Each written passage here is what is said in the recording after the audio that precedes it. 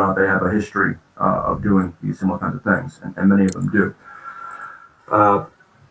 It's named for Aaron Schwartz, who was prosecuted by Carmen Ortiz, the Department of Justice, and before that pursued by law enforcement bodies, several different ones for several years for various things. Among the things Aaron Schwartz did in those days was to assist our group, Project PM, with an investigation into persona management methodology, which is the proliferation of sophisticated, semi-automated, fake online people for use by such things as CENTCOM and private companies in order to go after activists, put out disinformation, and so forth. More recently, with the bot issue, 2016 election, that issue has gone mainstream, although very little is known about it in mainstream because the documented materials on these, including patents and so forth, have all kind of been forgotten by our colleagues in the well-paid press.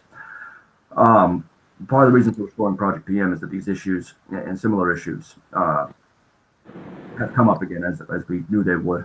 They come up in pretty significant ways, and just the fact that echelon2.org, our old website, is not available anymore, and has not been easily available for years, that has been a massive opportunity loss for society at large when it comes to understanding what the threats are to democracy, democracy.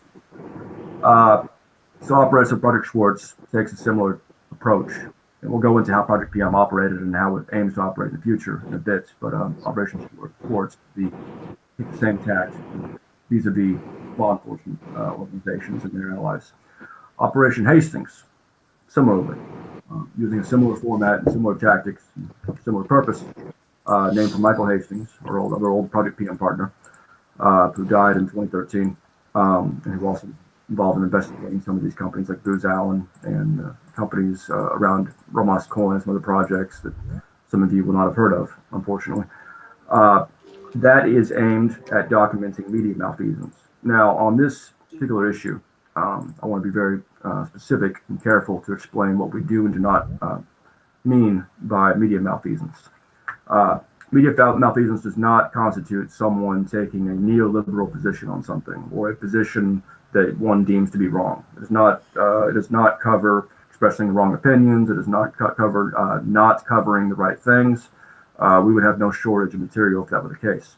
By media malfeasance, we're going to define it very specifically as being one of several different kinds of behavior.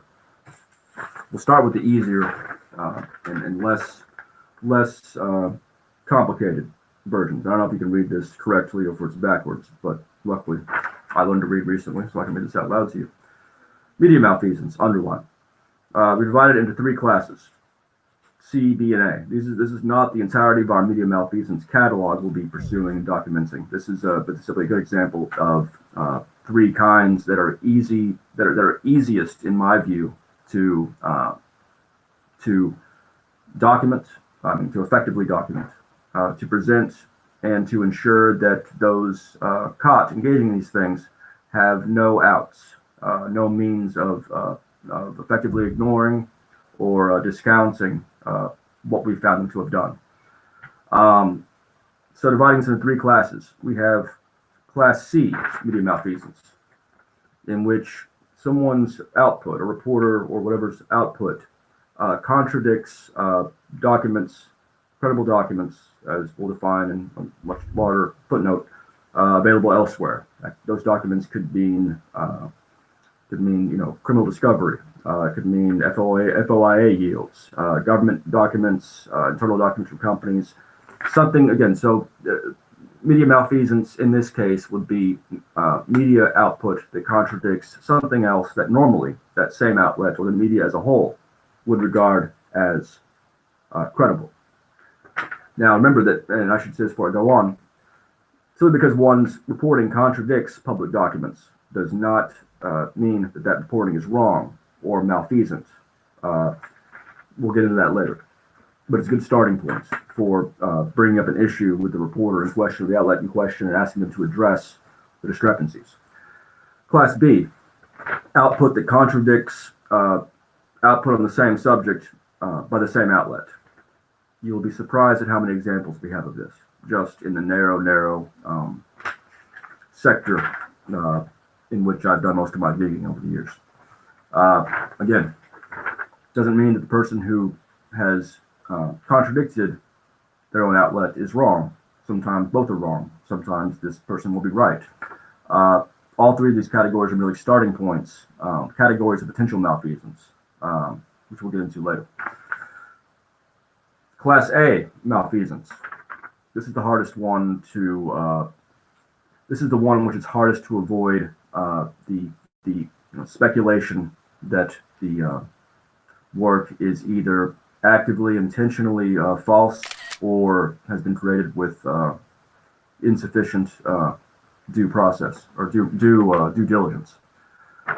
Output in which the reporter or other media professional contradicts their own reporting on a subject. Again, some of you will be surprised at how much of this one finds, and in so many of these cases, if you dig further, you will find that the change in how a reporter is reporting a particular subject has a cause, a discernible cause that the reporter is probably not going to be interested in talking about publicly. So those are three categories that I introduced to you simply as a means of better drilling down on what we mean by malfeasance and why this is not going to be something like, whereas you see with a lot of journalism, auditing projects, different natures that are going after ideological, enemies that are going after,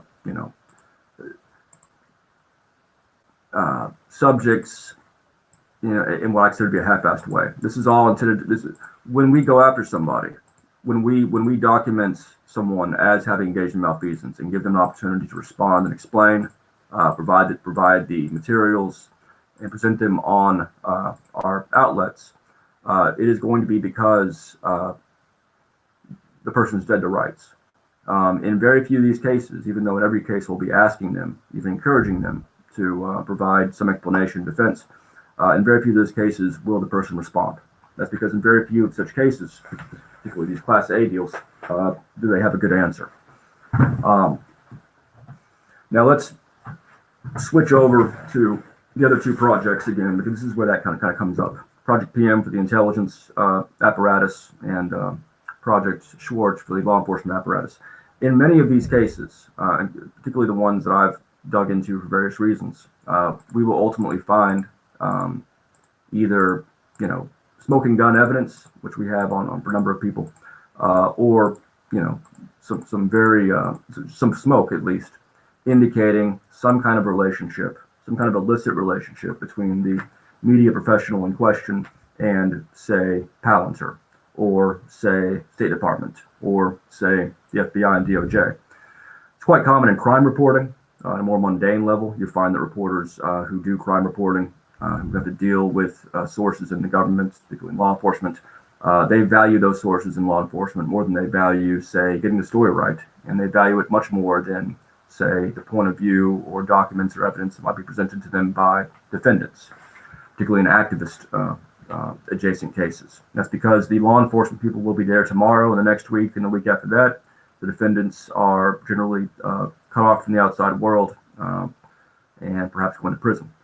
So whether or not this is a conscious process or not, it is how a lot of crime reporters tend to operate. And so one does find quite a bit of malfeasance there, and one does also particularly find quite a bit of very, very consequential malfeasance. When I use the term consequential in these contexts, I'm generally going to be referring to the consequences, or those affairs in which the consequences are such that the victims go well beyond those who may actually be mentioned in the articles incorrectly, and extend generally to the public itself.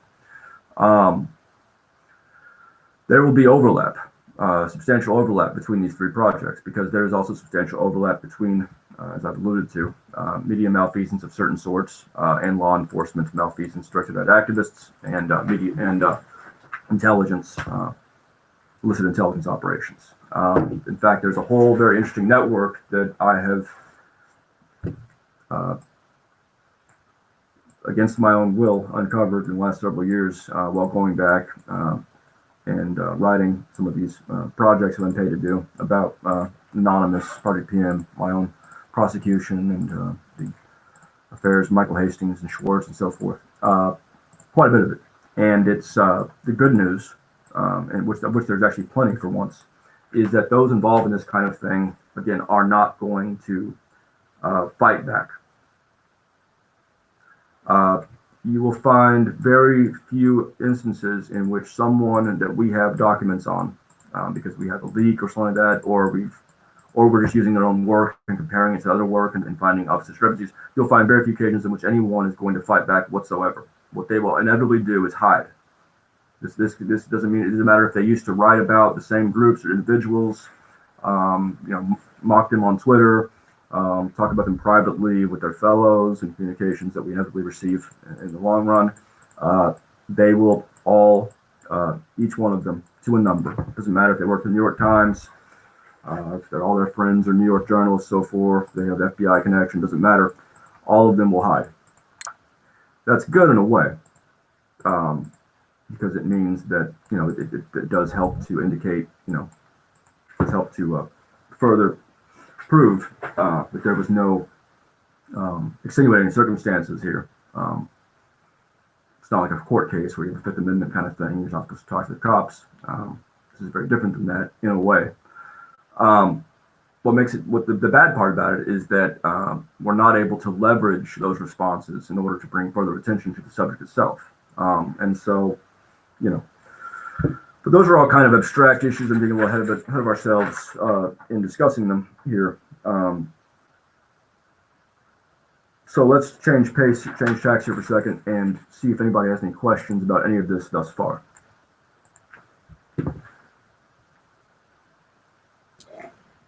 Me, I'm an execution guy. I'm kind of curious about the nuts and bolts of how we will use pursuances to execute upon the plan. That's basically my thing.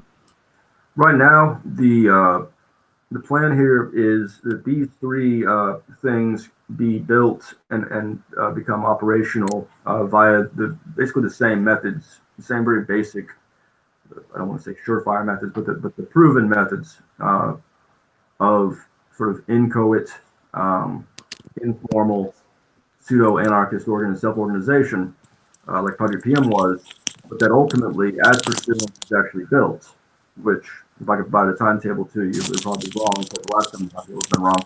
When Pursuance is actually built, or is about ready to be built, these three things will become the first Pursuances. So this whole project serves several purposes then, aside from the three purposes that each of these individual projects are intent on pursuing. In the course of doing these projects, and in the course of bringing in new people who haven't been involved in these past things, or might have read about them, or maybe they were involved, and having them work together to solve these problems, we will have, and those participating will have experience and insight into how collaborative structures work under these circumstances. They'll have the kind of insight that a lot of us gain the hard way, dealing with anonymous or running our own groups and blah, blah, into the little mundane day-to-day fissures and frictions that come up when you have people working together from different walks of life on a high-impact, high-consequence project like this. And so in doing these things, we will have perhaps another new iteration, a new generation of experienced online activists who have been introduced or reintroduced into information operations. That's important for a number of reasons. One of which is that the whole hacking thing has always been the primary focus of a lot of the press, and a lot of the other institutions that have followed this kind of activism. And to the extent that's emphasized and overemphasized, it obviously makes it easier to prosecute or to disrupt or to whatever. Whereas it also at the same time tends to force the downplaying of some of the really much more acceptable, much less legally risky, and much more potentially impactful information operations that have been attempted and pursued, and in some cases succeeded in other extents over the last 12 years. Talking about a lot of the stuff that happened in Tunisia, Asian Revolution, the Arab Spring. There was hacking involved, there was DDoS involved, but some of the more impactful things really involved providing a medium for organization among a lot of the revolutionaries themselves, providing with resources, and dealing with the press behind the scenes and overtly as well. It's one of the things Michael Hastings did, to ensure that their story is told before, say, Pamela Geller's story about how it's all a Muslim plot, or the U.S. State Department's story, which is let's see what happens, see what Israel says. A lot of this stuff has kind of been lost, even to the attentions and awareness of people who were heavily involved, because there was so much going on, and because those of us who tried to emphasize those stories, even when, like me, they were able to get control of the press to some extent and hold it for whole months, it was very hard to force the press to report things accurately or emphasize things that perhaps weren't as exciting and sexy and illicit as the subjects they often preferred to emphasize, like, again, the hacks, which, I'm totally for, but, and some such, and so on and so forth. So in terms of procedure, in terms of how these things are all organized, we do have a model for back in the day. We have a good deal of illustration of that model. We have documents of that model, thanks to the DOJ, which serves as my my informal notary, and has been nice enough to document the entirety of my actions and communications over the years between 2007 and 2012, and then to a lesser extent while I was in prison. So we do have things where we can go back and look and see, look, here's how Project PM worked in the IRC channel, the Internet Relay Chat. Here's how people came in and said, hey, I want to get involved. Here's what we directed them to. Here's how people, decide, here's how agency and authority and expertise was apportioned informally. And here's how that all failed, and here's why, and so on and so forth. We have all of that. And as we go over these projects, we'll have another good iteration of these things happening. And everyone involved will learn quite a bit about how pursuances themselves, not just these informal inchoate things that I just create and strew about the world at my leisure, but pursuances themselves, process democracy, how instances of it should work.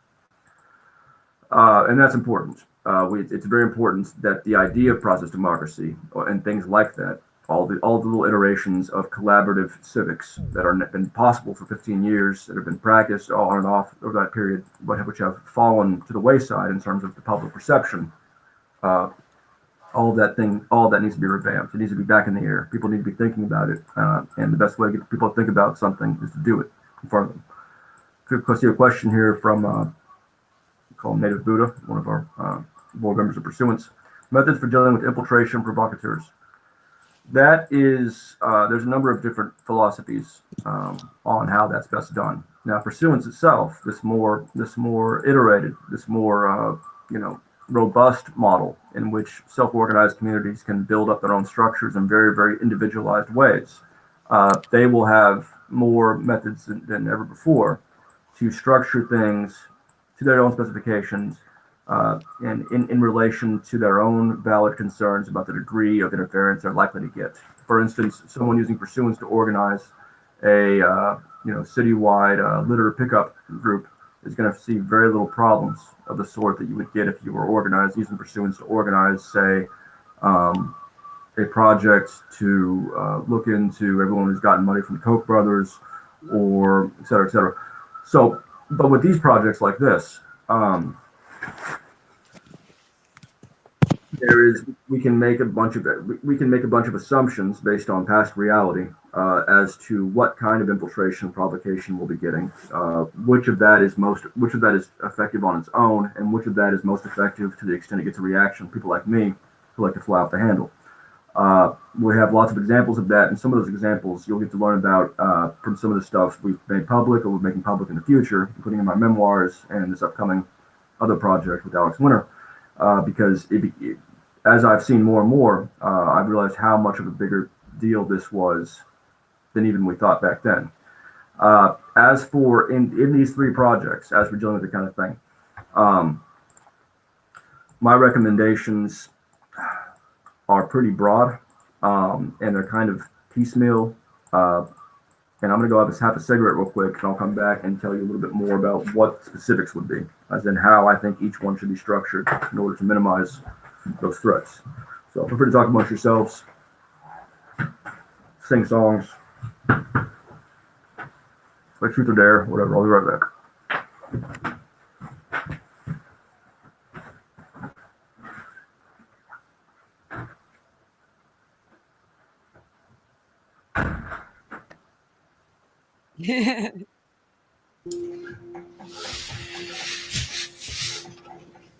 In those days, Greetings to everybody that I've only seen on the signal, by the way, so far. Greetings.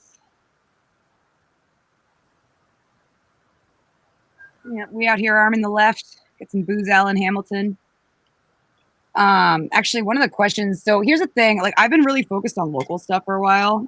In Boston, and I was thinking. So there's been all this body cam footage that has come out from a lot of the protests because of some court stuff, and then like the Boston Globe like posted it, like, or covered it and referred to it as leaked footage, but it wasn't really leaked. It was like, it was actually like discovery.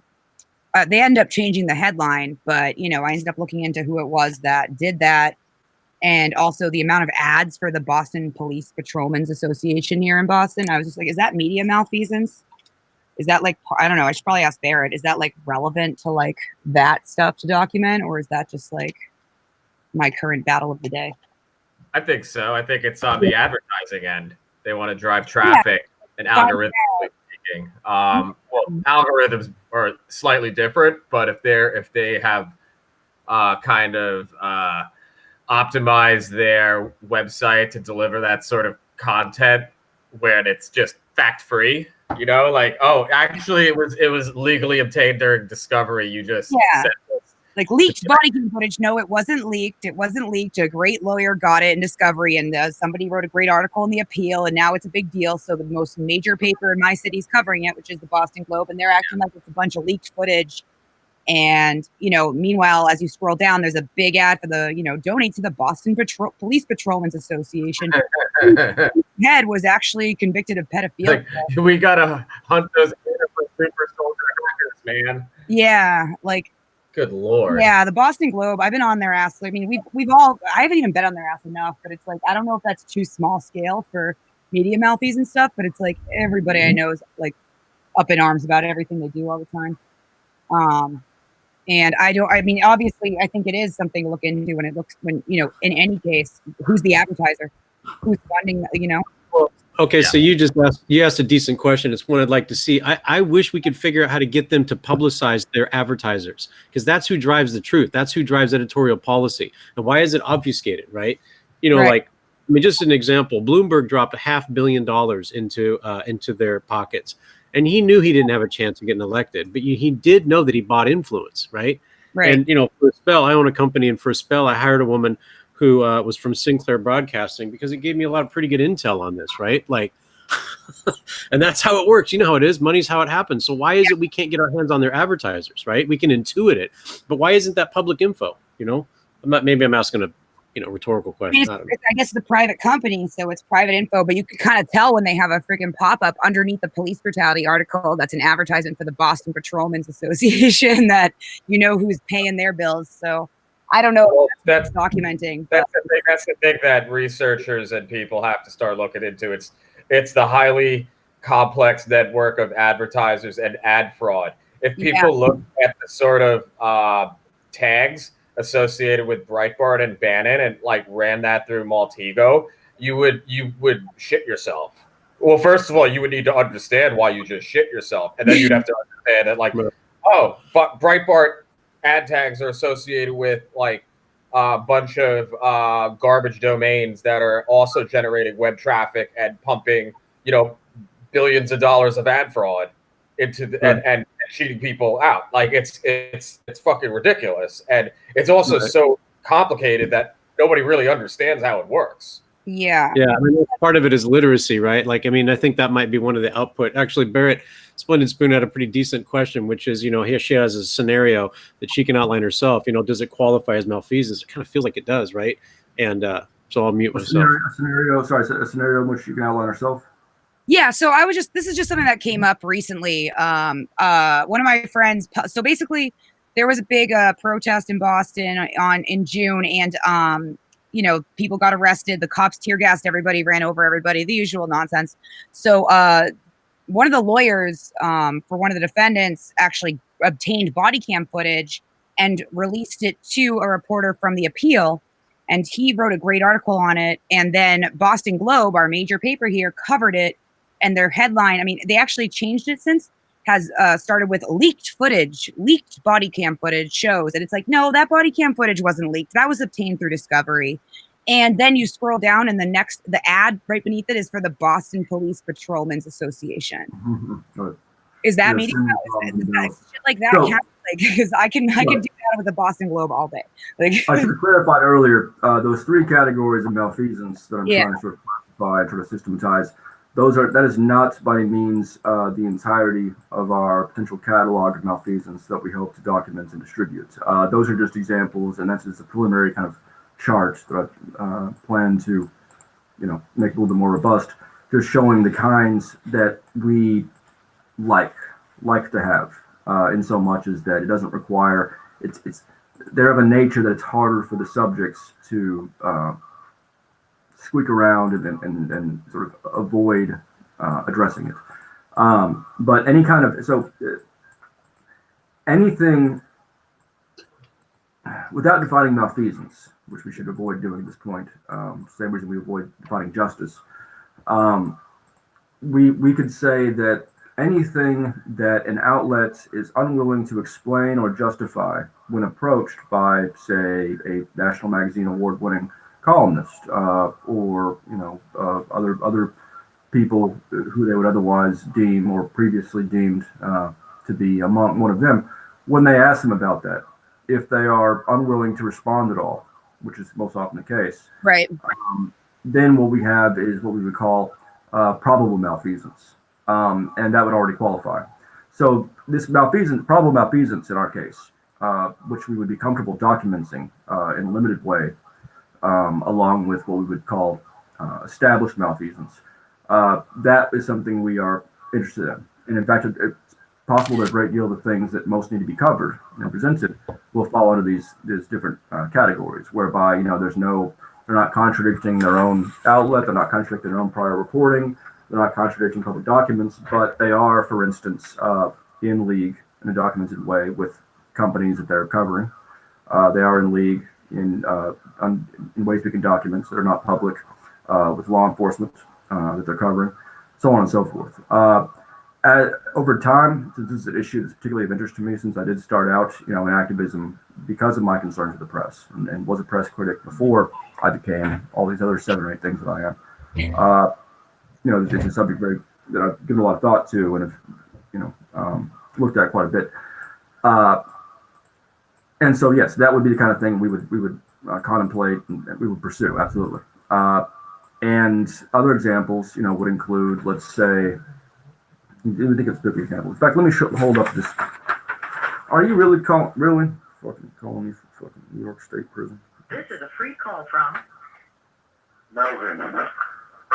an inmate at New York State Department of Corrections and Community Supervision. This call is subject to recording and monitoring. To accept this free call, press 1. To refuse this free call, press 2. If you would like to permanently block your number from receiving calls from this facility, press 6.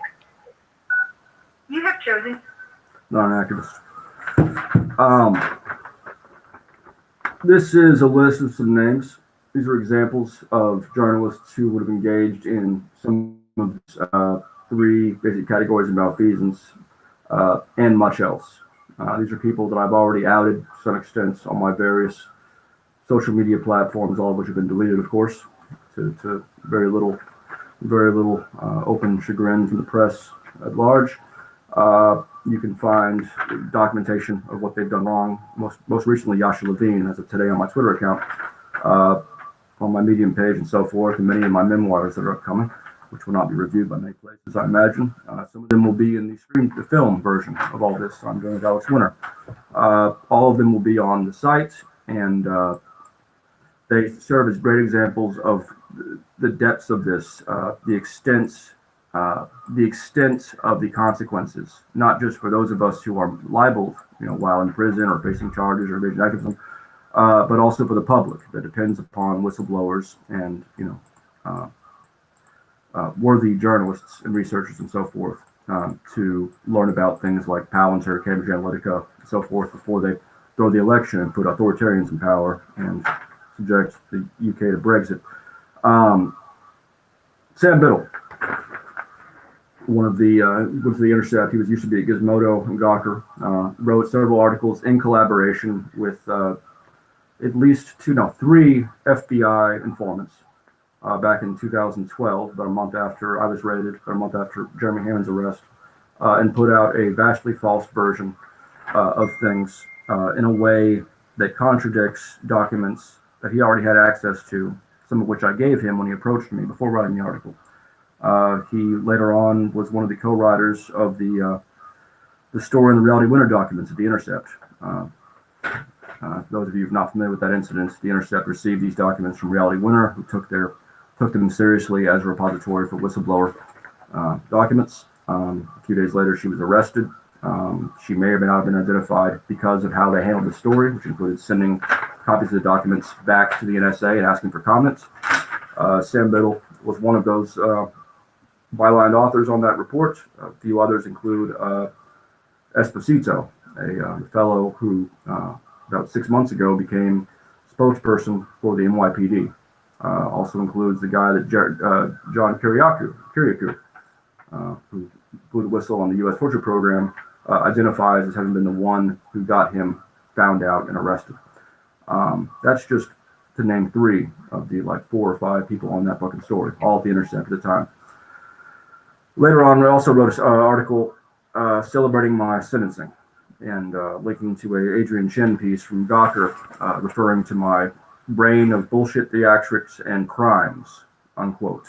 The article he links to involved a FBI raid on my house over Palantir and HP Gary and Indian Systems. Damien Cave, longtime New York Times bureau chief for Mexico back in 2011, 2012. More recently, back to his native Australia, served as bureau chief there. We have communications between him and Stratford's staffers. We also have 2 articles he wrote within about a week of each other, in which he provides 2 different versions of what happened in Op Cartel. And he's, and again, all these people, these are people that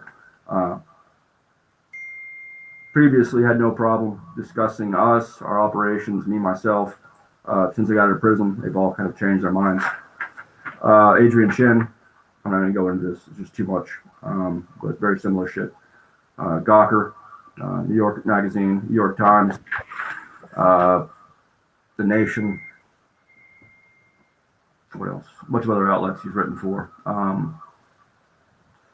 He hits all these notes written by, he's worked with intelligence contractors and with law enforcement. That ended up just what we have documented. Also tried to, well, anyway, we'll don't have time to get into that. Yasha Levine, different kind of animal, one of these pseudo rebels, supposedly anti-U.S. law enforcement, has been working essentially for Peter Thiel for the last 8 years, during which time he has engaged in a number of instances of malfeasance that I'm just now learning about, including using made-up quotes about activists, including myself, that he got from an FBI cooperator. John Cook, first editor of The Intercept, previously at Gawker, involved in much of the same stuff. He's now a Business Insider, law enforcement collaborator. I don't know what else. Nicole Perlroth, New York Times, just like Damien Cave. She's the one who worked on the Stratford story after the fact, and as was pointed out last year when Jeremy Hammond was transferred to Virginia in order to testify further regarding the WikiLeaks indictment, which came to hinge on Stratford.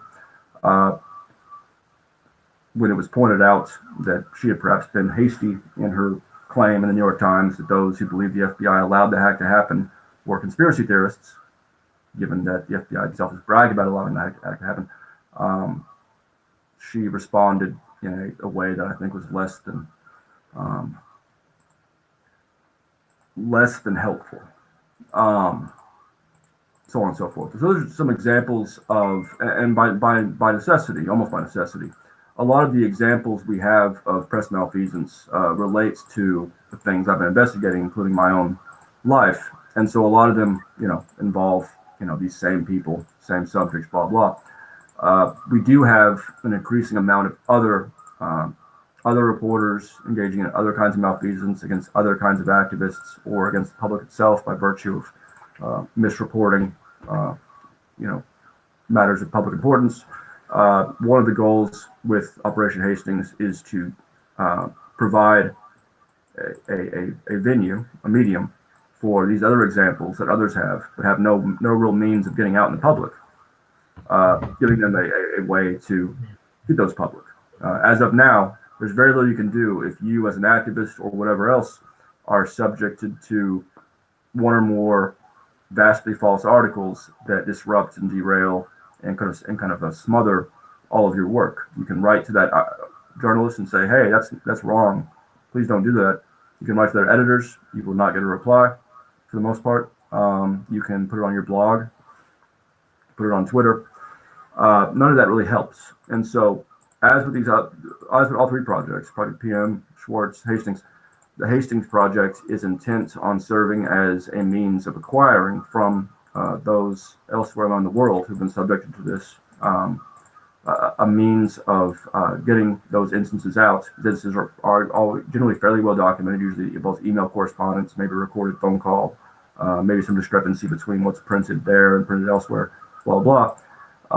And so, one of our chief emphases here will be to make it known to activists that if you are wronged by the press in a way that the press ultimately is not going to defend, we want your story, and we have the means to make sure the story hurts. Which brings me to another subject here that kind of flows into a couple questions I was asked, aside from Split Dispute's questions about what constitutes malfeasance, does this constitute it? Another question from our friend at Bard University here about methods for dealing with infiltration, provocateurs. Neither Pursuance nor these more primitive methods of organization that we'll be operating with these other three projects provides any protection whatsoever, really, from provocateurs, infiltrators, so forth. It definitely isn't providing protection from illicit, unaccountable media malfeasance. But these three projects themselves and their output aims to do something I've been experimenting with the last few years, during most of which I spent in a methamphetamine fueled rampage, which is to provide an opportunity cost to those who may already be or may propose to be engaged in these same kind of shenanigans directed at activists and the public, by making it hurt to them individually. Earlier there was talk about an individual outlet like the Boston Post, is it? Globe. Boston Globe. Okay. Engaging in malfeasance. There is a very powerful legal mechanism that we use in prisons, in the federal prisons in particular, called Bivens actions, Bivens claims. It's named for a case from the early 70s, I believe, Bivens versus the U.S.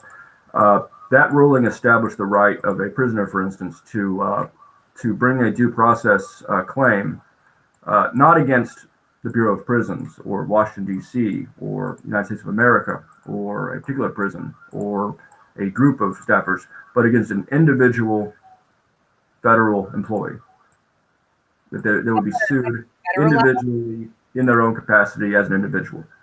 They can also be used outside of prisons, but they're just very popular within prisons. It's what we use for most of our. We have something like PREA, and I think that I was in state prison, not federal, so we had PREA.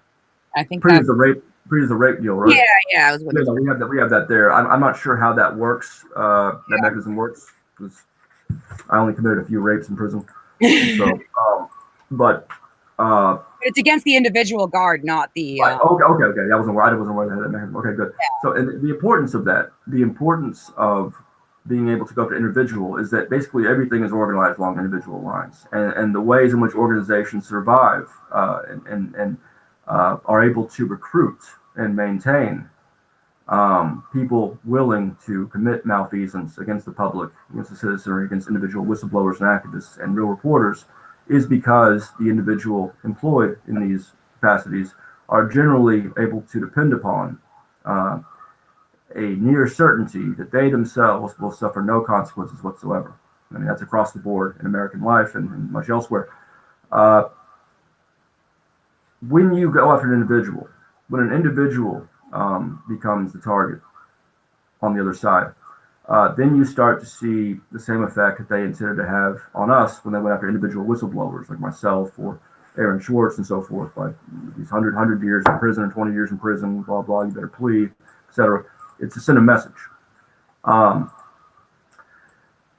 Good example of this in action, a couple good examples, involve my former prosecutor, Cantina Heath, and my former FBI targeteers, whatever you call them, Special Agents Robert Smith and Alan Lynn, and a few others. In 2017, Kevin Gallagher, who created the Free Barrett Brown, my defense fund, and so forth, sued them individually in a federal court in North California over their due process violations. He sued them along with some donors for having illicitly sent a pseudo subpoena to WePay over my legal defense fund, with the express purpose of obtaining all information they could about those who donated money to my legal defense. Now, ultimately, in those cases where the U.S. government itself or the DOJ has a lot to lose, they will bring in real high-quality lawyers from D.C. to defend them, which is what happened in these cases.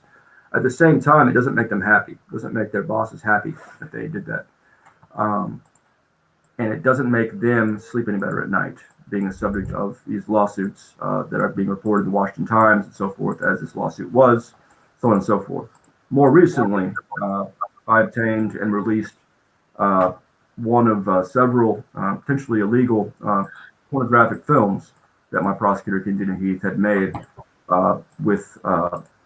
in her capacity as the Queen of Spades, which is her porno name, in some cases, with black men who did not know they were being filmed, nor did they consent to being filmed. One of them came to us with this information and with the link to the video. That's the kind of thing that makes it harder and less likely for someone like that prosecutor to come after us or my donors or my volunteers or our families ever again. And to the extent that these examples are well presented, as this one will be since it makes up the last few pages of my memoirs, it does give pause to others, whether they be FBI agents, FBI informants, random deranged people, companies, contractors, and so forth. It does give them pause as whether or not it's a good idea to fuck with activists. Now, historically, in the last 10 years, we have done very little to provide that argument that it's not a good idea to do so, because we had no argument. It was a great idea to do so. It's a great way to advance your career. It's a great way to get in good with sources of the DOJ and FBI. It's a great way to fill an essay if one needs to do that. If one is writing for Gawker or the fuck, we didn't give them enough reasons to not do these things. Just like we didn't give Palantir, these other companies, enough reasons not to assault democracy using a variety of means and ends. And thus, in 2016, they did so. Exact same companies, sometimes the exact same individuals, using some of the exact same programs we unveiled to no end. This time around, I would like us to emphasize further in everything we do with these projects and everything else, the punitive component. These people need to be reformed. These FBI affiliates, these intelligence contractors, ex-military snitches and so forth. They need to be reformed in their ways. And you don't reform people by saying, hey, we caught you doing that somehow. Please don't do it again. You reform them by subjecting them to an increasingly unviable living hell using information operations. Now, there are other schools of thought on this, but none of them come from, to my knowledge, anyone who's had to deal with these people in and out for 10 years and has got kicked out of 2 prisons in the process, whereas mine does have that particular advantage. So the answer to how do we deal with informants, saboteurs, so forth is the same as the answer to how do we deal with all these other bad actors who can't defend their own actions and refuse to defend their own actions, but continue to engage in these kinds of things in a way that damages democracy and damages civilization and damages basic human rights. I think that.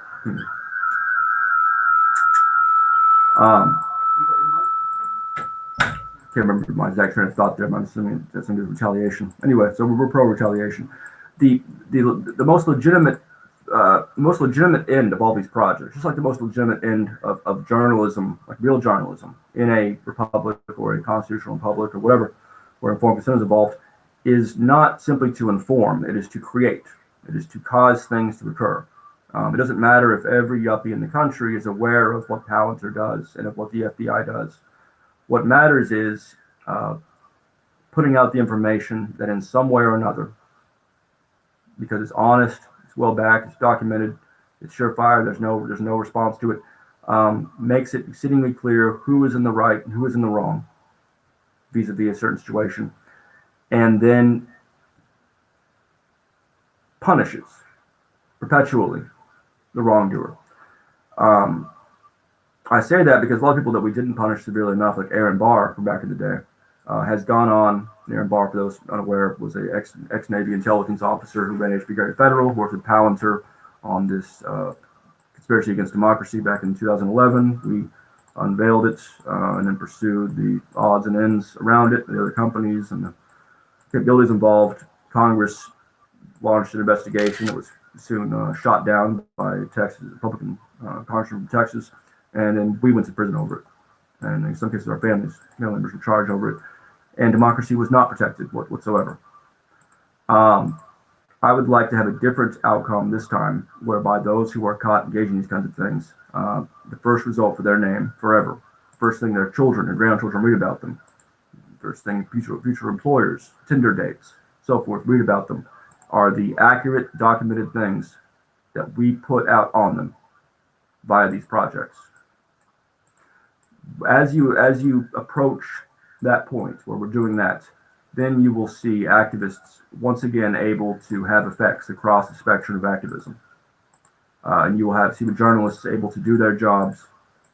And to some extent, you will see a lessening of the mediocrity, like the disingenuous little mediocrity that has metastasized in the last 10 years.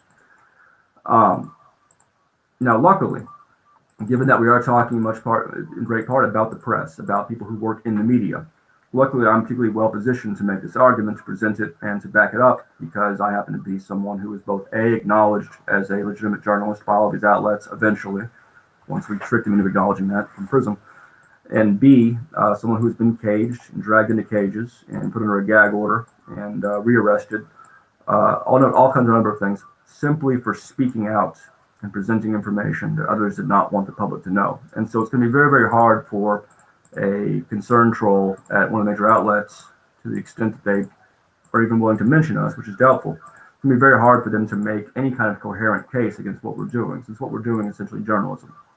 It's just journalism with a harder edge to it. Any other questions?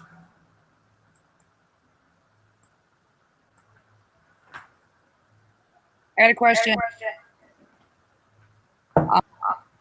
Sorry, there's feedback. Is there? So are we breaking like separate slots for each? Your microphone's cutting in and out. I can't hear you. Are we breaking up into separate signuts for each pursuance, or are we? So that main one, the main one we have, Project PM, I'm going to rename that to Op Murat, M-U-R-A-T, after the French revolutionary who was stabbed to death in the bathtub, my patron saint. That will be the name for this broader project, and then that'll be, that'll be for discussing everything relevant to the three individual projects, and then we'll have 3 individual signal groups for those who are interested in one or more than one of those groups. That's just mainly for, it'll make things easier. Otherwise, you have lots of crosstalk and so forth. And then as needed, but I mean, that's my proposed solution. If there's any other, I mean, Signal is an imperfect solution to all of this. It's useful from my perspective because a lot of people we deal with, including some of the better media people, are on it already. Check it regularly, blah, blah. Now, there are obviously, that's one of the things we do need to discuss. Now that I'm done giving my violent orations, some of the procedural elements of all this. There are a few things we need in terms of resources, basic resources for hosting and maintaining the wikis and so forth, servers. One of our participants who's not here tonight, I'm not sure where he is, David, guy of Oxford, has volunteered to arrange some of this for us. He's also given me a list of things we still need to acquire. We'll get into that in the actual Signal group. It's pretty easily attained. It seems the one key thing is I need to reach out to Brigitte Jan's daughter and ask her again about getting servers in Iceland. So to the extent that servers are used, which is one of those questions that I don't understand, and you guys can figure that out. To the extent that servers are needed, that they'll be nice tucked away in Iceland and not, say, Dallas or Moscow or whatever. Yeah. Well, there's and a few other things we'll need too, and we'll get back to that. Sorry, go ahead, Tim.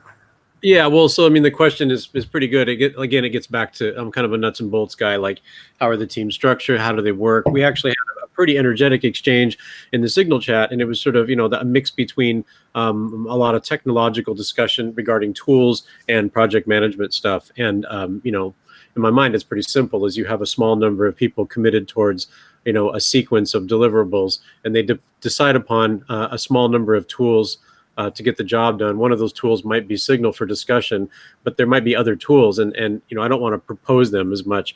But maybe it wouldn't hurt that's not a bad place to begin, because that can kind of mucks up the gears if we try to use all one tool to do all the job. Like, I can't remember the name of, for instance, somebody had suggested I can't remember what it was called, but it's like a secure site for storing tasks. Like, that's a good place to keep task management, and that might be separate from smaller discussion groups where the pursuances can decide who's going to do what. And of course, this is a great way that we can meet periodically. It's for me, it gets down to the nuts and bolts of how do we actually pull it off. Okay, yeah, that's great. That's a perfect place to proceed to. And before I weigh in on that, because there's a couple things I want to point out, possibilities we have. Why don't you guys, once the rest of you weigh in first. Obviously, there's a couple questions on the table. How do we best organize this? Oh, yeah, here's the one thing I want before I forget it. Here's the response I had to that is that we absolutely should have a separate room for the developers and technicals on for all three of the projects. Perhaps just one Signal room so that they can do their thing in there. And then also, to the extent they would like to, also be in the other individual rooms to the extent they're also interested in the components of it. In fact, I would say they should be in all three of the rooms, so they'll have a better sense, of what's needed and so forth. So just to reiterate, unless anyone is opposed or has a different solution, we should have a Signal group for the devs and tech people, even to the extent they are also content people. I'm going to go to this other cigarette real quick. You guys go ahead. I'm going to wait for Barrett to come back before I start talking about my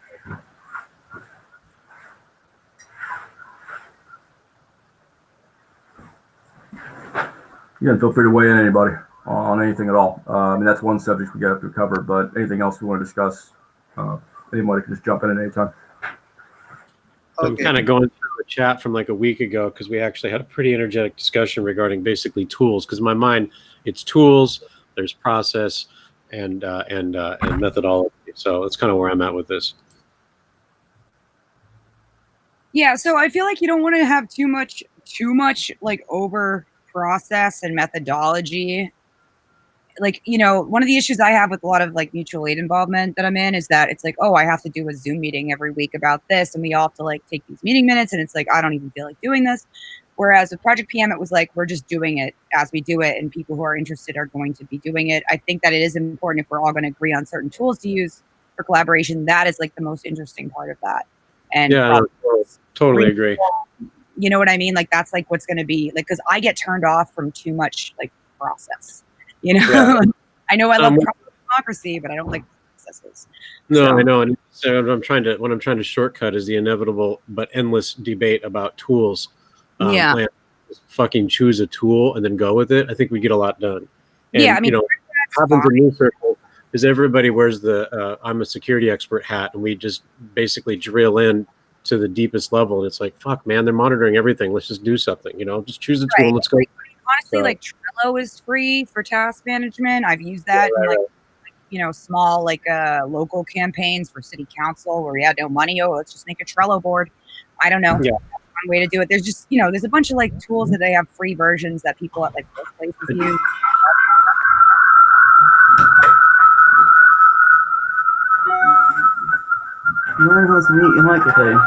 Okay. Trello. I mean, there's Slack, but that's we already have the signal, so whatever. No, I mean, I do the same thing. I'm like, Jesus Christ, choose Jira. There's going to be 3 of you. You're going to meet once a week. You guys are going to do these 5 things. Just go. And Jira developer focus, though, right? Sorry, what? Isn't Jira more for developers? Oh, dude, totally. It doesn't matter to me what it is. I just want people to choose this week and go. I just want to be able to post the shit that I have in a place where everyone's going to see it, and we can draw lines in between the things like we used to, did in we did in IRC basically. So the tools is the most important stuff. I don't know if there needs to be some sort of we don't need to have this whole meeting process thing. That's fine. Right. Well, that's sort of my point.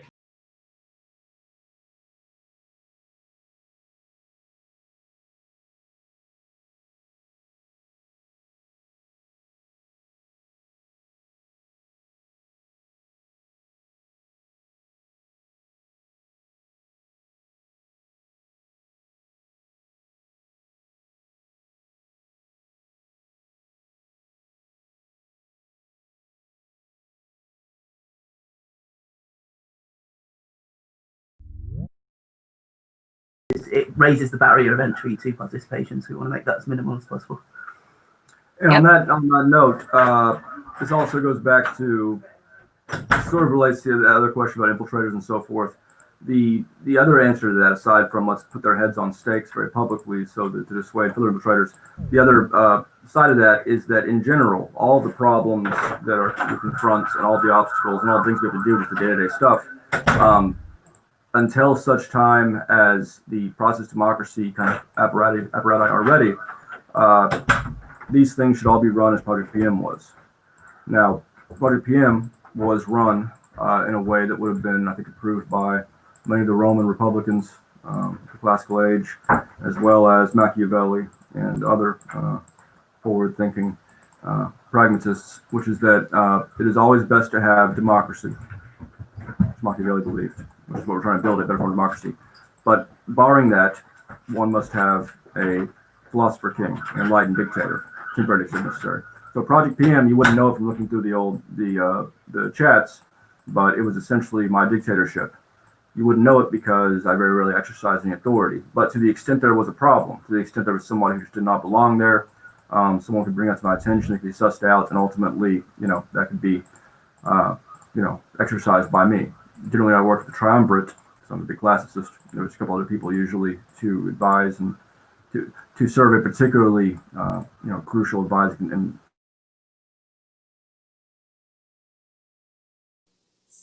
for a number of reasons, I can't be the dictator. I'm sorry. But we're going to need 3 dictators. And we're going to call them that. So I don't like to mince words. Or maybe we'll call them something else, but still want to mince words. Each of these 3 projects will need each a person up until such time as a more democratic, distributed model can be implemented. We have it designed, it's not implemented. To effectively be the executive, dictator on these 3 projects. What that entails day to day is very little. In fact, it entails almost nothing. Ultimately, its functional role is to be able to act, to simply act without undue, without things being dragged along. Generally, what they're acting for or against is to get rid of someone, again, who should not be in there for whatever reason, any number of reasons that go well beyond FBI and stuff like that, and well beyond intelligence contracting, and can amounts to just, they are not emotionally or, psychologically fit for it. There's exceptions made, people like me who are also not emotionally and psychologically fit for these things, but we're necessary evils, and so forth, and also just to implement decisions or cause them to be implemented. Now, if anyone wants to propose an alternative to that model, to the dictatorship and then democracy model, I'm totally open for it. In fact, I would be happy to see all three of them being run along different lines prior to process democracy being implemented. But that's the only idea. That's the only model that I know that I can recommend here and endorse and say this worked in this way to this extent. Yeah, I mean, I think it's pretty straightforward. Like, this is what dictates what I do. I write it on a sticky. I'm going to do 5 things this week. I got 2 people I'm working with. We're going to use these tools to do it. If one of those people decides they're going to post a bunch of stupid shit in there, I'm like, you're gone, because we got to focus on getting these 5 things done. To me, it's very simple. It's not an issue of dictatorship. It's like, just fucking do the job, right? So, I mean, I think that's what you're talking about, right?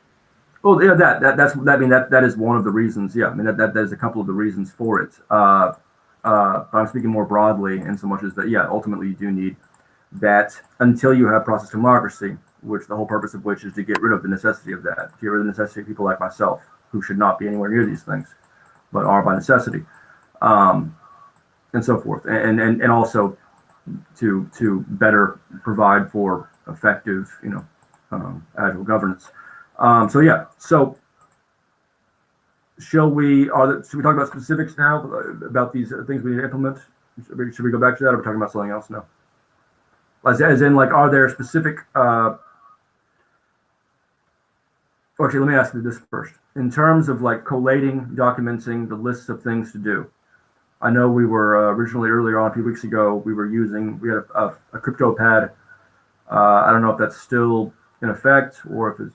Go ahead. Ken? That was actually what I was trying to remember. If we just agree, we use CryptoPad for tracking what we're going to do, and we're going to communicate on Signal. That seems like that solves like 80% of the chit chat, and then we just do it. All right. Okay. So that, with barring any other objections, our model will be Signal CryptoPad for now.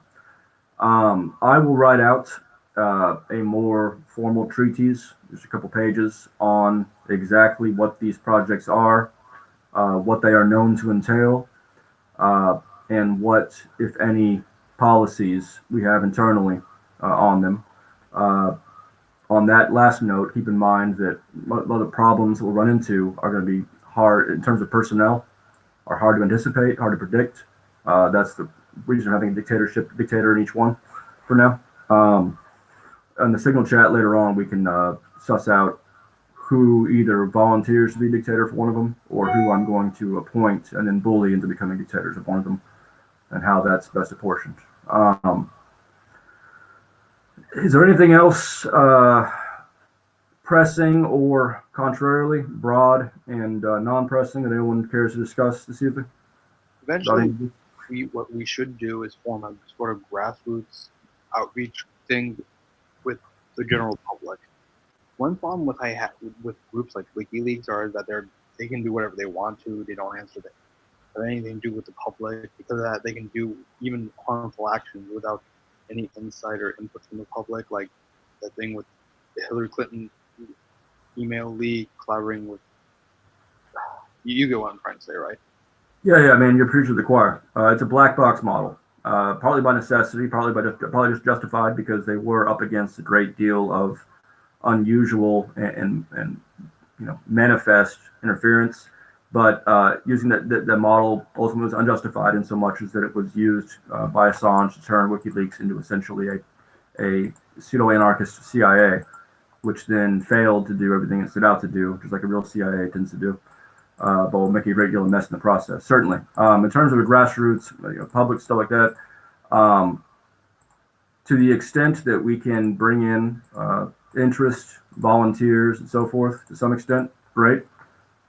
I don't want to get hung up on myself, but to the extent that you're interested in perhaps, bringing more people over time, especially, get with me later and we'll talk about how we can best do that. And of course, you're also welcome to do whatever you like in terms of outreach. I don't emphasize it right now because we have plenty of people who are already interested and quite qualified participate at this point.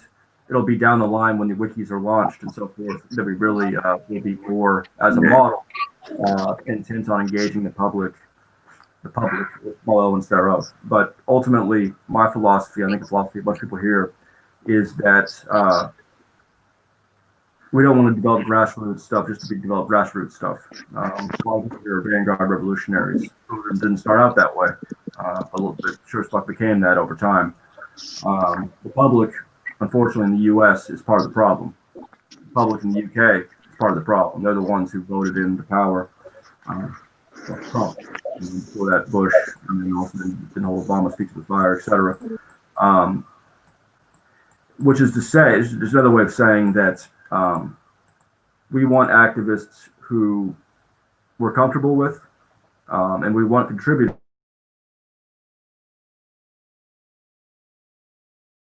with on a lower, people who are actually working among us. You know, that's a high bar. People who want to contribute tips and so forth, a much lower bar. We definitely want a means by which to attract and assess all of those things. And that's something we can talk about. We can get into, you and I and whoever else wants to, in the coming days and weeks. Yeah, I agree with you. Like, the grassroots thing will happen later, but here's my argument. The thing is, current system, where it works in the UK and the US and other countries, every few years you get to decide A or B in a multiple choice thing who your next leader is. That basically isn't a system based on choice. The reason why I joined this Pursuance in the first place is because we offer people another choice, a more transparent, more system where we could potentially give them their voice. Right. That's also, I think we need to win over the public. Well, as for transparency, and yes, and no, I agree. I would just make clear, I agree with you on that concept. We have transparency via several means. One is that we're always spied upon. And the records oftentimes either leaks to the courts or to the public, as it happened with Project PM. Number two, because I'm in favor of transparency personally, and I don't do anything much that I'm not comfortable with anyone in the world knowing about. As for everything else, as you'll see some examples of how Project PM worked. The IRC in which I was organized was open to the public. There were some private conversations here and there that were actually weren't private because the FBI got all of it. But in order to talk about things like, is this guy FBI informant, or is that guy whatever, or hey, we have this stuff on this company that could be watching us, what should we do? It's a complicated issue, but I'm in principle, and I think for the most part, in effect, I am with you on that. And to the extent you have any civic objections to how we operate, on those grounds or any other grounds, obviously come let me know or let anybody know, and we will either explain or change, accordingly. I've gone through, I personally, I take responsibility for all of this as usual.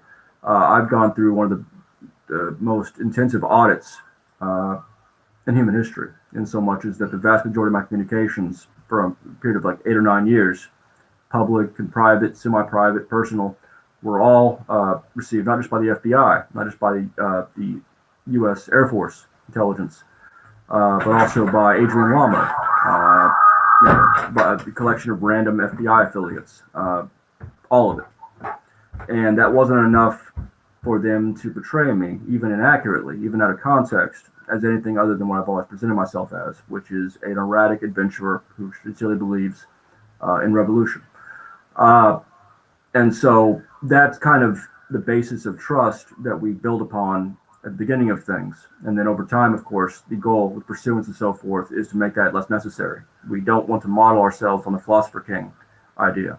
We don't want to model ourselves on the charismatic adventurer, the charming scoundrel who comes from Dallas and the upper crust criminal class of Texas, like I am. We want people to be able to build or join or contribute to activist and civic collaborations based on the extent of their skills, and many people who can do so don't have communication skills or don't have charm or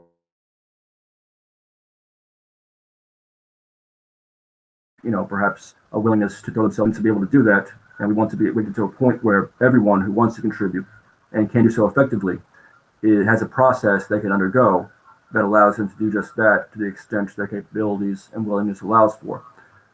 That's what transparency is a big part of that. And so I can go another time in the specifics of the transparency, particularly as it pertains to the Operation Hastings deal, because we do want that process to be vastly transparent. And I have some specifics I discussed with a former executive director, Claire Peters from Pursuance, about a year and a half ago when we were first contemplating this Operation Hastings deal, as to how that can be affected in this case. And we'll have a specific meeting for that because it's an important discussion. Anybody else have any? It's a decent idea. For purposes, for reasons of expediency, we might have to be a little bit closed just to try to get work done, because you can't just open the doors right off the bat. That's why we have certainly. Once we reach a certain point, it would be really cool if we could activate, local advocates and really reward them for doing intrepid research, because there's probably, honestly, thousands, if not more, out there that are willing to do the work. And I think that by then we might be able to actually help them, if we distill down the stuff. It's a decent idea. It's one of the places where your model comes in, obviously, which I'm absolutely in favor of, because we do need more models in journalism that will actually favor and reward journalism as opposed to careerism. And so that's exactly the kind of thing that I want to see integrated into all of this, including that's the thing. Right now, they probably began their career in journalism because they had some shred of integrity, but decided to betray it for a few bucks. It would be cool if we can offer them an opportunity of redemption so they can turn that around, or they could continue doing my thing. I think very few of them, I can see very few really had more core to begin with, but I'm used to them with the worst of the worst. So, anybody else have anything else you want to address at this point? Remember, we'll have other meetings, on an ongoing basis, either here and or in Signal or wherever else, to discuss all the other many issues in front of us, both in terms of the content we're putting out and the procedures by which we put them out.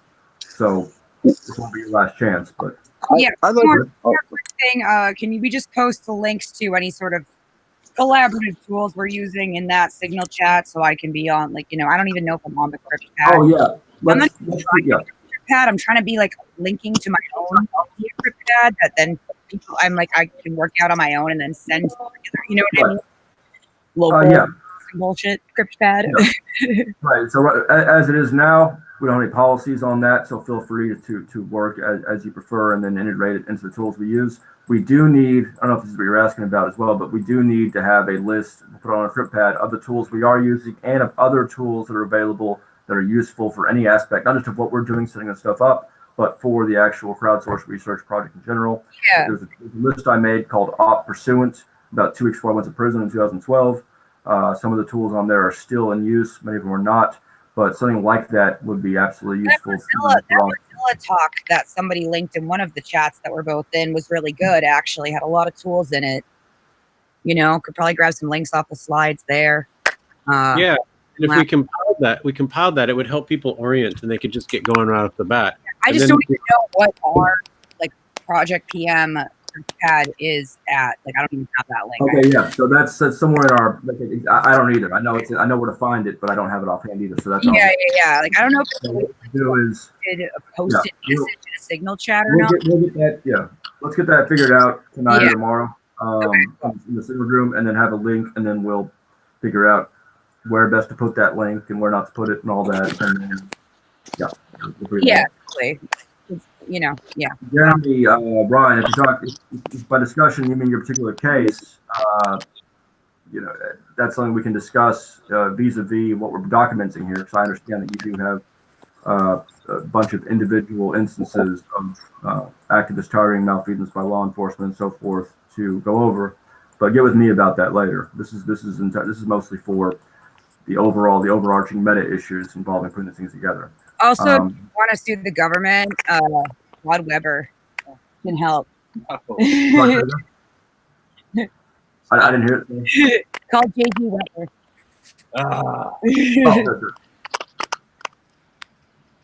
All right. I'm going to go have more cigarette, and then I'm come back. And if there's no other issues, we will close this wonderful meeting and proceed to all go.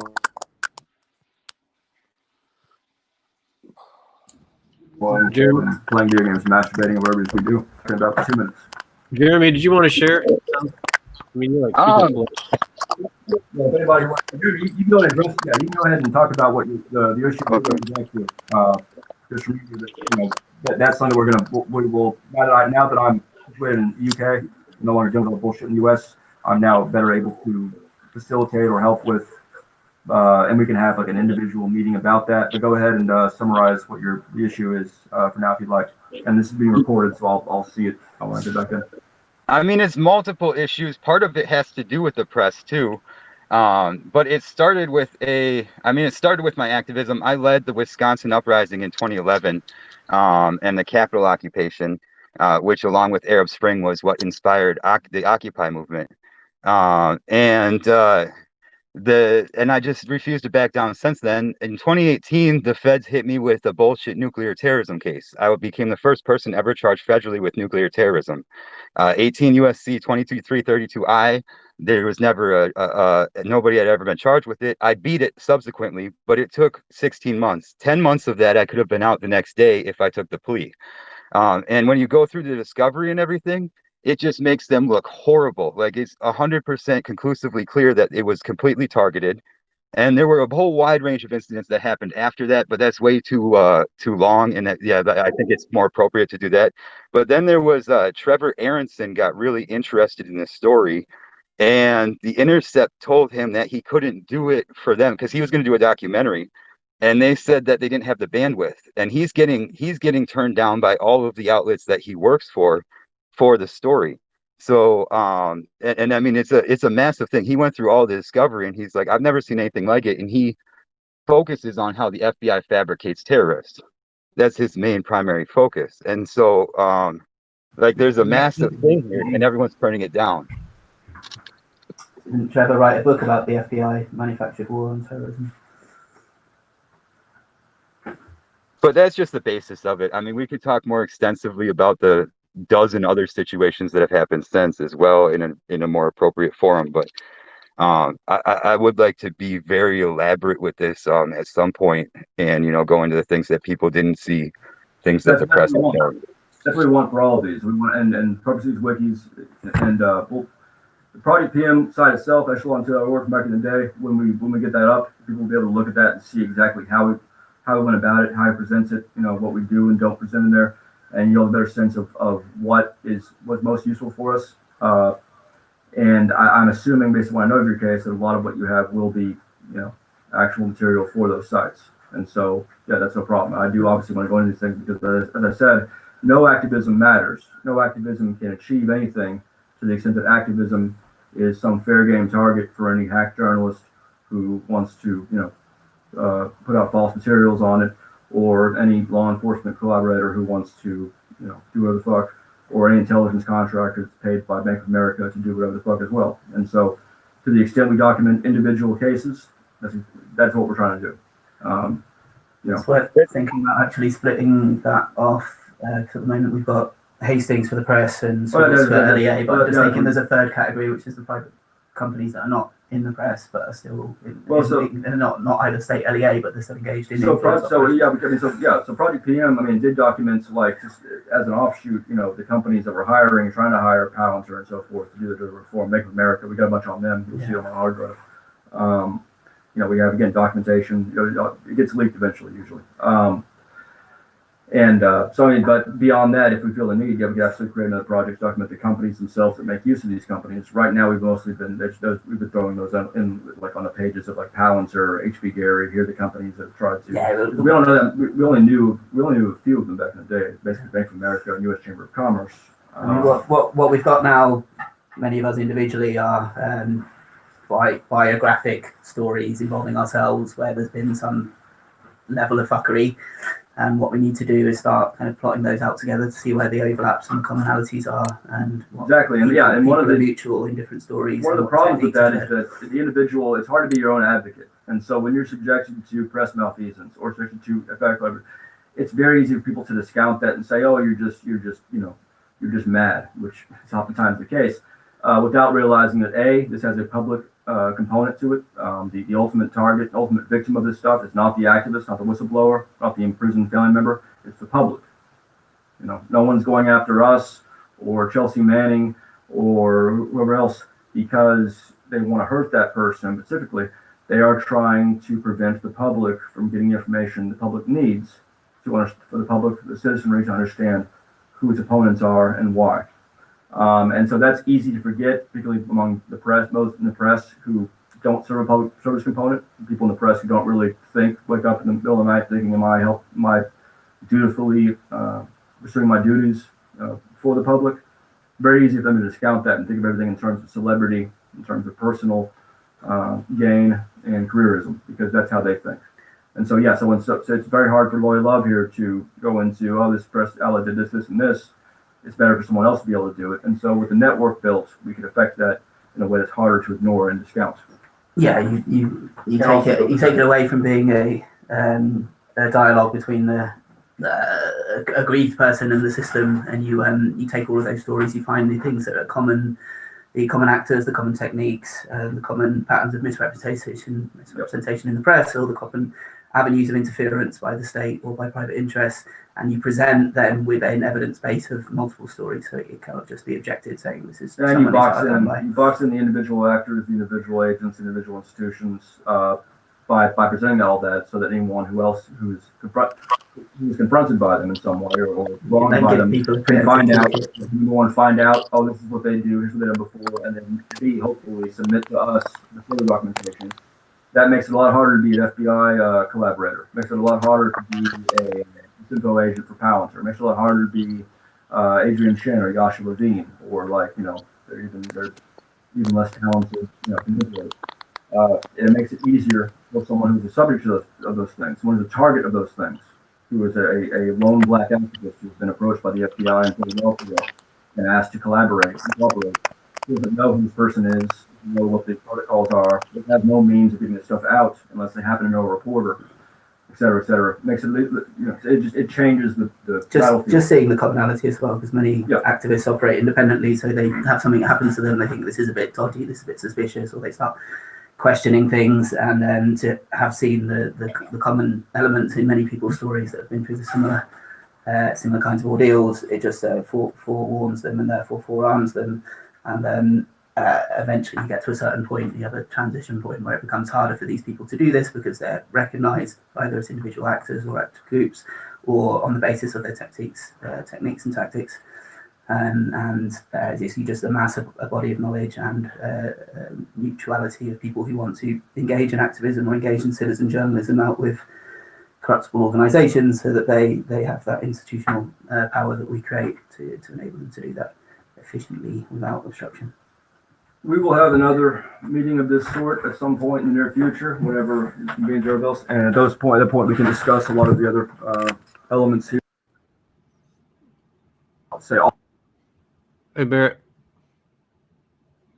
We are largely working off, for the most part, off of my limited worldview, and to a lesser extent those who are informing this conversation. And we do want, more input about the gaps that I might have left, and about the wrong-headedness that I might have seeded this with. And so Barrett, you delivered a vision. We got our rallying call. Why don't we meet like a week from today, and then we say we're going to do a few things, and then next week we'll see if we did them. Like I said, I'm a simple creature. I'm all about doing like 5 things, right? So I don't know what you think of that.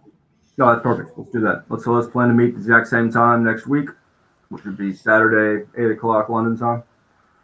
Yeah, and like we already kind of decided on tools. It sounds like there's a link we can put in there. It sounds like we can separate a few signal channels. You're gonna rename the one you've got.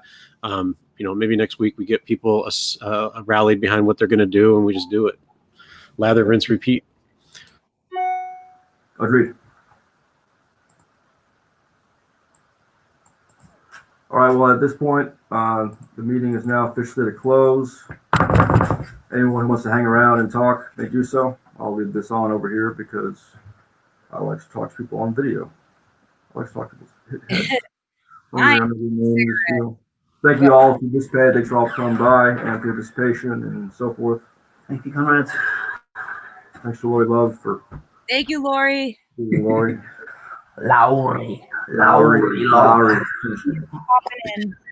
By Lauri. American face, Lauri. Right over there, so he's not like a Fed, so don't worry about it. But I got. Lauri is for sure not a Fed. Yeah. Oh wait, we have one of your Finnish fellow compatriots. Really, here. who's Yeah, Finnish? I forgot. Pratik. Wait, someone from Finland? Well, he's half Finnish. His name Lauri is Finnish, and then we have a Finnish participant. Let's just all speak Finnish then. It'd be easy. Let's not do that all. By the time you've learned Finnish, you'll be so much better. And this has been recorded, and so the video will be made available when we get the copy, and we'll put it on YouTube and so forth. Is it done recording? I don't know. Okay, I have a question because I saw a Vice thing about some like dope ass like anarchist squatter situation over there. I'm like, yo, we're heavily involved in those. Okay. I mean, these guys. They had a Sea Shepherd sweatshirt, and I was like, I feel like I know who that guy is, but I didn't really know. So I know you're asking about a specific one, but I have actually been involved in some of those. There's the Red House in Portland, and I've been feeding them information on what might make them more likely to achieve a state of sovereignty and self-sufficiency. So there is some of that going on, not officially. Portland, Oregon. Oh, that's where you were there. You were there. Yeah, and I'm from there. I'm like, fifth generation, but I lived in Austin for like a year and a half. And my whole shtick is, self-governance and sovereignty. And so what I've been feeding them on the back channel is some of the ways that they can structure themselves so they can actually pull that off. They went out to try to get like 250K. They ended up getting like a little over 300K. So they might be able to do it. And what we're hoping they can do is sponsor the Albina neighborhood. So anyway. I really, like, my biggest dream is to do that in Boston. We have a fucking terrible housing crisis, and no one's even blockading evictions that like they're doing Zoom evictions. They're doing evictions via Zoom because of COVID. So you can't even go do a human chain around a building. It fucking sucks. Yeah. And we make created virtual courtrooms. All I want to do is just go occupy something again in Boston. But, well, we should talk because we've structured ourselves in a way that's very disruptive, but it looks very genteel. I think organizations here, but they don't have the balls to make it into I'm like, dude, you get a marching band, you get pizza, you get you make it into a cool artsy community, and then you get a bunch of media, and now if you get raided with the fucking police tanks, they're gonna be like, oh my god, they're raiding a bunch of and you help everybody stay there. Homeless people that were living in the corner in the cold, bring them in. And now, this is what I want to do, and nobody's doing it, and I'm like, do I have to do? There's not that much self-organization you really need to do. You scaffold it. You've got the blueprint there, really. So you get a cool bunch of people. Then you get a bunch of people that will join organically. You have an obvious sympathetic motive, such as housing homeless people. Then you bring the media in at an opportune time to present it in the way that's good for your narrative that you want to suggest. And then when there is a concentration, you've already kind of created the discursive environment for people to watch it and decide that they want to be on board potentially. But these things are always, they're not necessarily always, they're temporary autonomous zones until we find a way of making them permanent, and that's like a whole separate chapter. You've got to build it around an occasion or a set of occasions that have a theme. And it needs to be in a good location and everything. I don't know. There's a lot of embedded housing organizations, but they're just not. They don't have any. That's the thing why it would be good to strategize. We came up with a way to help deliver a self-funded economic revival that'll work for communities with fewer than 1,000 members, and the language is very genteel and it's very normal. And what we end up doing is using it to rally completely normal people behind that cause, and that's what works. So I got a pretty good network of what I call grandmas that are doing a decent job of pulling off, and I put one of my email addresses in the chat. Send that to me. I'm just like, I just want to occupy something, man. That's what I want to do. But I'm in Boston. There's people here. We just have a bunch of fucked up police here too. And everybody that's involved in housing is really, really pussies about it. I think the problem is right now is that we need a general strike. Yeah. I think just selecting a certain thing isn't going to be enough. Because right now, networking with their local teamsters then. Right now, the minimum checks that people are going to get for this new stimulus bill that's coming out is only $600. Oh, what the hell? My rent. I can barely. Right now, this whole COVID thing has basically cracked everything, not just in the U.S. but all over. Basically, this needs to be the time to murder happens to die. Otherwise, it's not that good because of it. We're actually having the same problem in Madison, getting people to activate. But I'm willing to generally fly out to other cities and help with like strategic planning and whatnot. You know, just scope out the city for like a week or so. It's like hard. one person to fight in the underground of a pub, and then I've seen that people do something I've actually awareness campaign for. One thing that people need to do is invest in gene automation and new cutting edge technology. The thing is, the year 2100 is going to be different than the 20th century was to the beginning. Basically split. However, my the way I see it, either you take control of the future or it takes control of you. You should turn your microphone up if you can, Anshuman. The problem here specifically if you don't use a headset. So quality gets a lot better when you use a headset. Specifically the people that talk. Oh, sorry. So basically the way I see it, either you take control of the future or it takes control of you. That's why folks need to invest in automation, biotechnology, and other new cutting edge technology that's going to come out soon. Like only a certain percent like experts and those with the money to invest like Bezos and Elon Musk actually have the means of actually getting control of this stuff. I got 5 on it. Getting people investing means that we probably want to get people to a sort of baseline of having some kind of disposable income once their housing and food security needs are met, which we're not anywhere near. Well, it's another matter that Kent here is heavily involved in with his project. I mean, that's the thing. Like, we all play a part, we all contribute, and that's definitely my contribution, is how to get it to where people can actually take care of their most basic needs so they have room to breathe and they're not in a state of complete panic, because that's definitely part of the plan. You keep people their back. Can you summarize your thing for everybody here? Yeah, it's like basically microeconomy, and it pays for itself because the community keeps the transaction fees, which might not seem like a big deal, but you learn in a hurry why Amazon and eBay are so fucking rich. So, anyway, I can share the information separately, but He recently, I'll post links on that, but he recently signed a contract with the Choctaw Nation in the U.S. Not officially. I'm kind of keeping that on the down low, but we,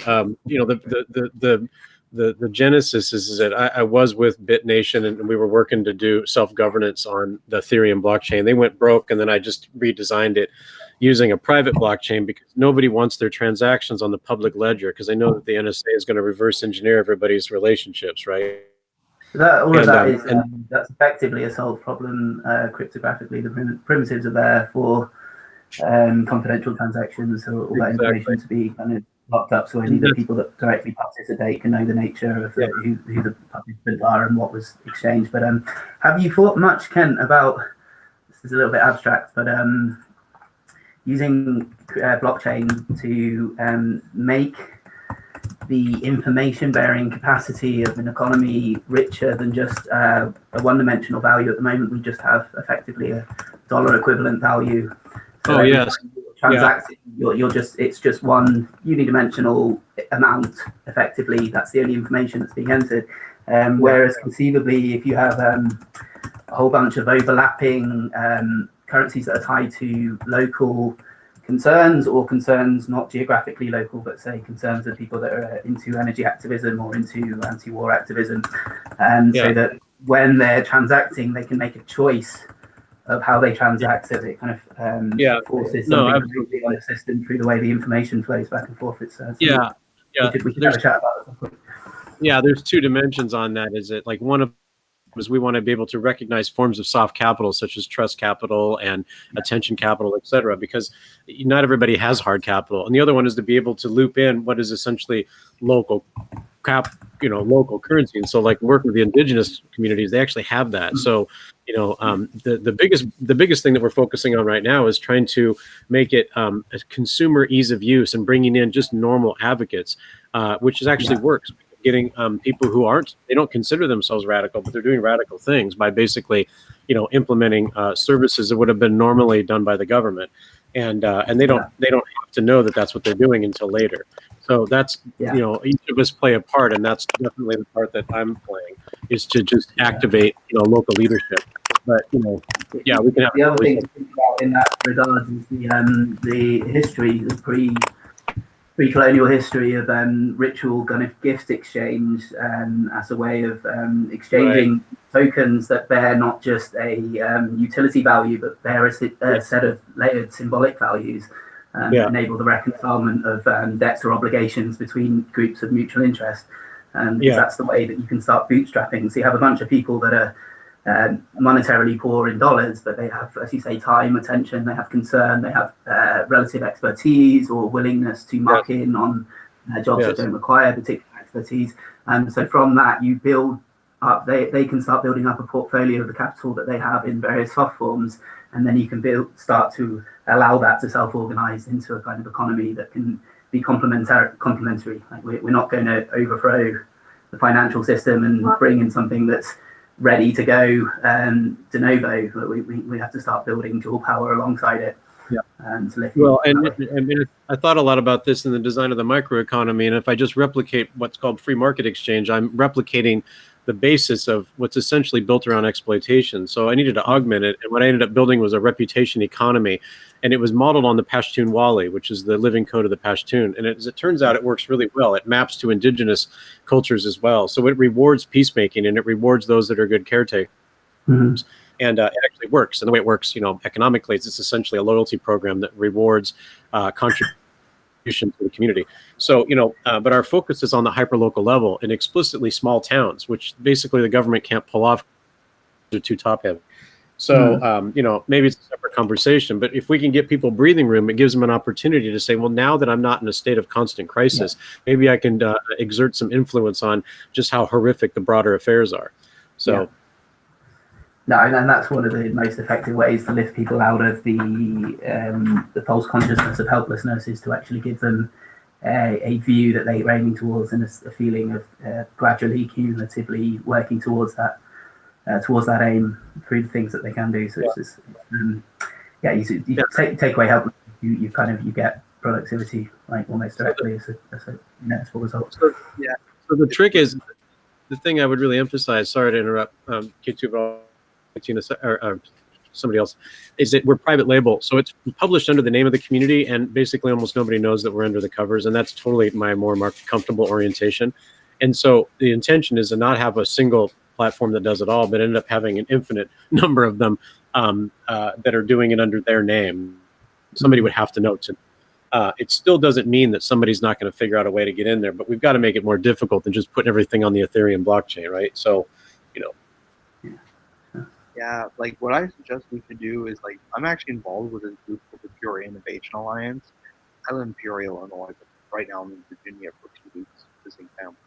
Basically, what we're doing is trying to reinvent the narrative by creating startups and helping small businesses rise up. So one of the initiatives they listen to that we're going to try to implement is teaching high schoolers about new innovative technology, as well as working class folks, and help them invest in it using assistance with experts.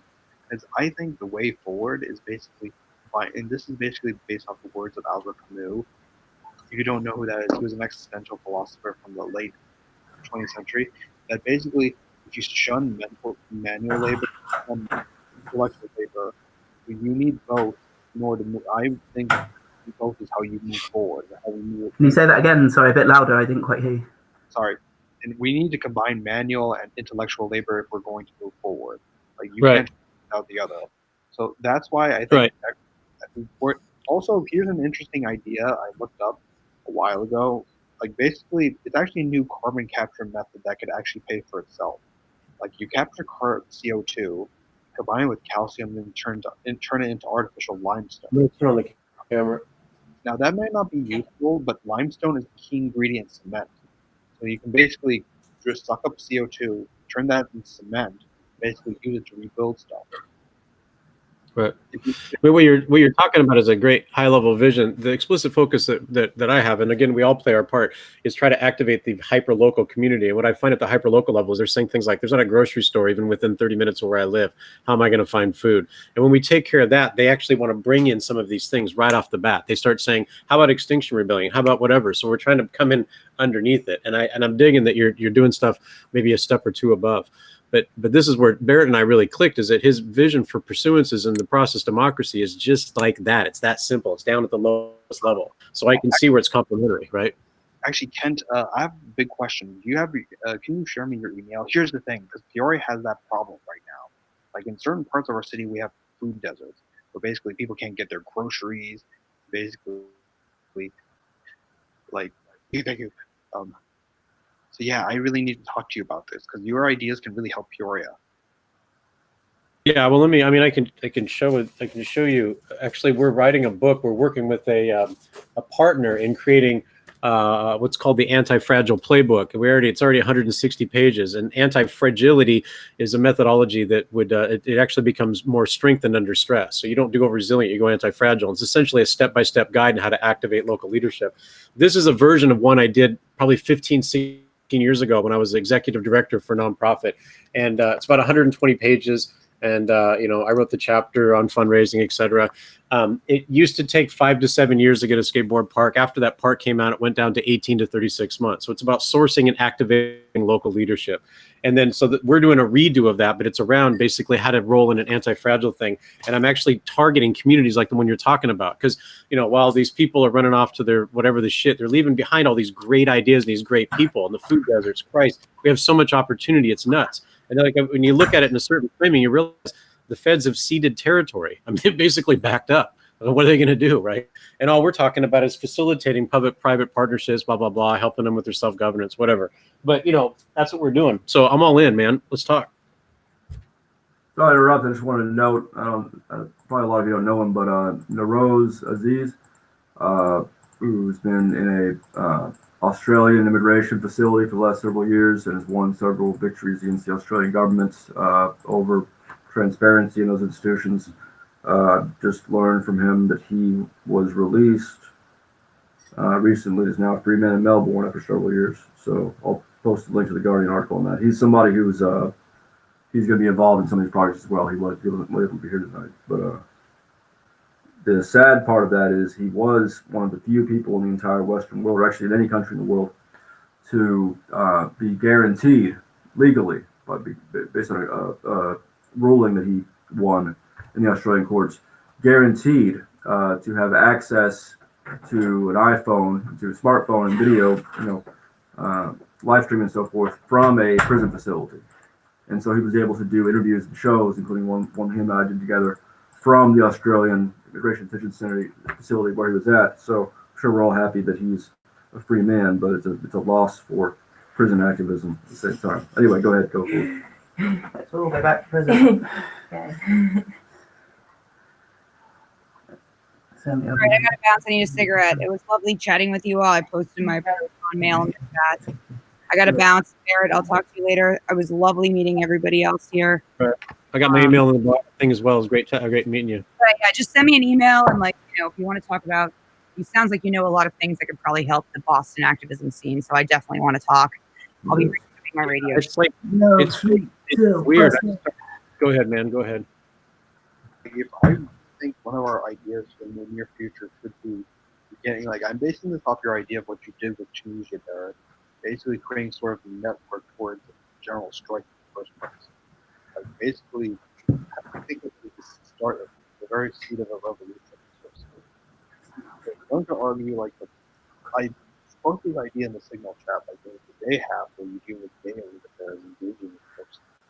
That can be the protesting, gathering people to rally. It's the night side, the typical hacktivism group where you share information, gain information, talk to stress discreetly, so to speak.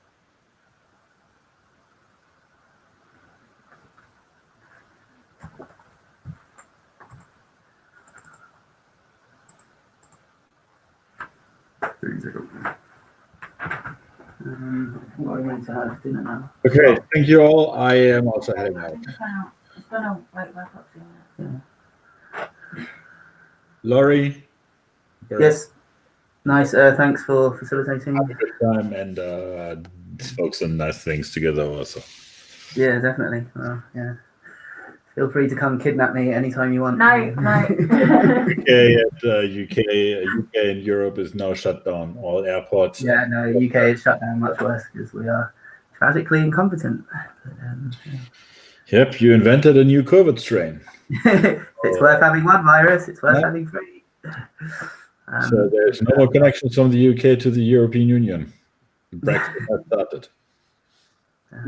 Yeah, thanks, guys. I'll talk to you more in the future. I think we're Back to you. break for food. I wish Tony Benn was alive. The problem is with the problem with the current Brexit system is that app pound fraud and other cornhole fuckers are basically taking over.